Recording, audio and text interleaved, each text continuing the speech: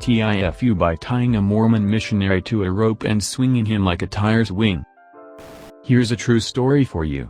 Obviously it didn't happen today, it was 20 years ago, but just wrote it down recently.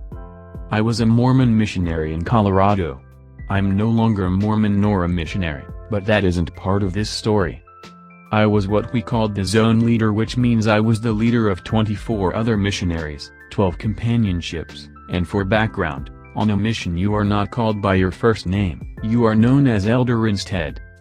Anyways, one day, 3 of the zones, my zone and 2 others, got together for a spiritual meeting. I was one of the 3 leaders in charge. The meeting was in the large meeting room, and as I was talking to one of the other leaders I hear some loud commotion out from the hallway. Something very exciting is happening. I ran out into the hallway and followed the noise into the big basketball court. All the missionaries are allied in one cause, to get the disco ball down that was hung from the top middle of the court, 15-20 feet above. The ball was held by a rope, not a seemingly strong rope, and the rope went across the middle of the roof, and then went down to the side of the court where you can grab it on the far corner. Let me paint the picture for you. I'm seeing a dozen missionaries in the middle of the court tossing their suit jackets up to get the ball down, and another 20 missionaries in the corner dressed in suits and ties shaking the other end of the rope to try to gain slack. The rest of the elders were throwing balls, keys, anything they could find to get the ball down. And it was working. At this moment me and the other leader did what any loyal, obedient, 21-year-old Mormon missionary leader would do. We joined in on the fun. I mean, how could you not? It was literally the most awesome teamwork situation I had ever seen, united by one ridiculous cause, to get the disco ball down. 60 to 70 of us all brainstorming and working hard to get this ball down for no reason. It was the most excitement I have had for 2 years. Slowly it dropped, inch by inch, until a heavy suit jacket caught on it and it came down quickly to the ground. We did it. We cheered. Then, we all wondered what was next. Someone swung the disco ball back and forth and we played dodge the ball with a pendulum, which basically means we all ran in and out from under it just before it hit us. And then a missionary got an idea. "Who's the smallest elder?" he asked. "Elder Johnson." Another answered. Elder Johnson was a skinny, smiley, goofy kid that was loud and friendly. He was in-your-face happy. It wasn't long until the disco ball was removed and replaced by Elder Johnson being tied carefully to his belt by an Eagle Scout among the group. Oh, by the way, he was willingly tied there, more willingly than any person should be to an idea like this. Then, he leans forward, more forward, and tests to see if the rope will hold him. Slowly he leaned, checking the tension of the rope and knot. The rope stretches. Then stretches more. Almost all his weight is on the rope now, and he holds his breath and he completely lies down. The rope is holding him, face down. He is a hovering man, full missionary impossible, just 3 inches from the ground. Everyone is laughing at this point and can't get enough as he does a fish move with his hands and arms, pretends to swim. Oh, it's great fun. I'll never forget it. Then, an elder pushes him. Lightly. The swinging starts. Elder Johnson likes it. The rope holds.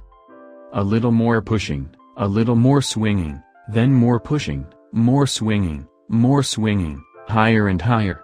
Several elders now helping add momentum with each push as it comes across the floor. Whoosh. Whoosh.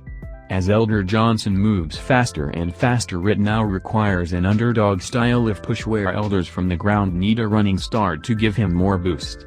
And he's asking for it, more, higher.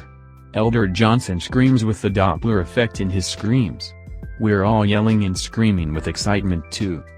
Now at the peak of the swing, Elder Johnson is higher than the basketball hoop, and at the bottom, 3 inches. 3 inches.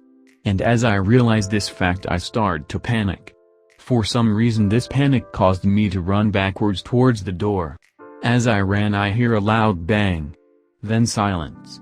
And the only thing I could hear in the silence was an odd scattering noise that sounded like small rocks rolling across the wood floor. That sound was not the noise of the rope breaking, because it did not break. It wasn't the knot untying, that stayed firm. It wasn't even the noise of the belt, which actually did break when Elder Johnson was at the peak of tension, just 3 inches from the floor. The noise was Elder Johnson's face, to the floor. Broken jaw. The scattering was his teeth. TL, Dr. Big group of bored male missionaries tied one of us up to a rope in a gym and pushed him until his belt broke and broke his face. Update, how's Elder Johnson doing?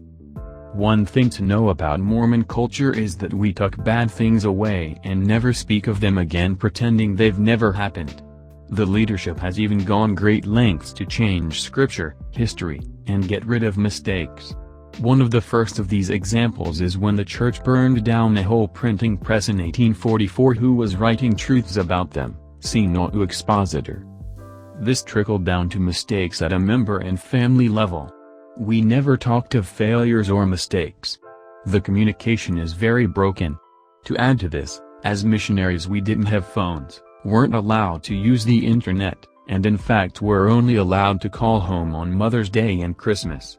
We could communicate by letter only, and we even weren't allowed to use planner booklets and had to rely on a blue thick sheet of paper every 2 weeks to keep in our pocket. Anyways, I have no idea what happened to Elder Johnson. I heard rumors that he stayed in the mission eating out of a straw for 4 months and the church paid to fix his teeth. No consequences for any leadership, probably because of Rule 15.2 be boys will be boys or Rule 74,483.4. They've already had punishment enough for seeing their friend get his face smashed in and having to clean up all the blood and teeth.